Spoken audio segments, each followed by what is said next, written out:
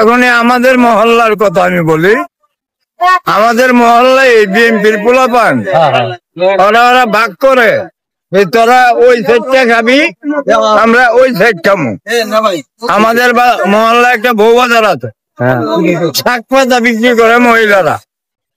ওরা আগে আওয়ামী লীগ ক্ষমতায় থাকতে চাঁদা দিত 50 টাকা, আর এখন বিএনপির পোলাপানে চাঁদা নেই 100 টাকা। শাক পাতা বিক্রি করে মহিলারা, আলোতে আইন নেয় না।